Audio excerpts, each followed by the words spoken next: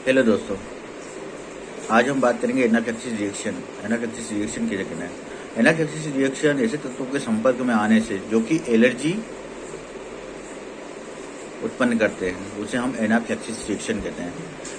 अब ये जानेंगे एनाफिलैक्सिस रिएक्शन होता कैसे है। एनाफिलैक्सिस रिएक्शन किसी भी एलर्जी उत्पन्न करने वाली वस्तु, जैसे मान लीजिए किसी को मधुमक्खी से एलर्जी है, किसी को धूल से एलर्जी है, किसी को मिट्टी से एलर्जी है, किसी को किसी खाने की चीज से एलर्जी है, किसी को किसी दवाई से एलर्जी है, हम इसे एनाफिलैक्सिस रिएक्शन कहते हैं। एक नॉर्मल एलर्जी और एनाफिलैक्सिस रिएक्शन में बहुत डिफरेंस होता है। एनाफिलैक्सिस रिएक्शन को पहचाने कैसे? एनाफिलैक्सिस रिएक्शन में सबसे पहले पेशेंट के मुंह में सूजन आएगी, गले में सूजन आएगी, उसका ब्लड प्रेशर बढ़ जाएगा, हार्ट रेट बढ़ जाएगी, सांस लेने में दिक्कत होगी, सिर में चक्कर आएंगे, यहाँ तक कि कभी कभी पेशेंट बेहोश भी हो जाता है।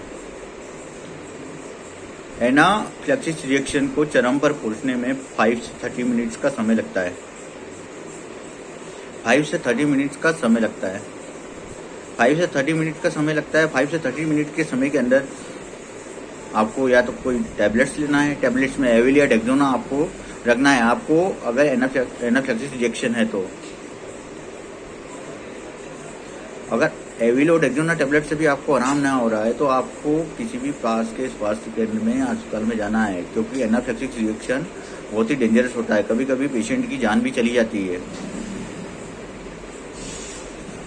अब क्योंकि कभी कभी पेशेंट की सर्विलिटी एलर्जी इतनी ज़्यादा बढ़ जाती है कि पेशेंट को टेबलेट ना देकर पेशेंट को इंजेक्शन देना पड़ते हैं। कभी कभी यहाँ तक कि पेशेंट इंजेक्शन पे भी टॉलरेट नहीं करता है, उसे आईसीयू में तक भर्ती होना पड़ता है। तो जितना जल्दी हो सके आपको पास ही किसी अस्पताल में, स्वास्थ्य केंद्र में या क्लिनिक पे जाना है, जिससे कि आपका ट्रीटमेंट हो सके। अब एनाफिलैक्सिस रिएक्शन के बचाव क्या है? एनाफिलैक्सिस रिएक्शन में बचाव में आपको सर्वप्रथम जिस भी वस्तु से, खाने की वस्तु हुई, मधुमक्खी हुई, धूल हुई, आपको इनसे बचना है।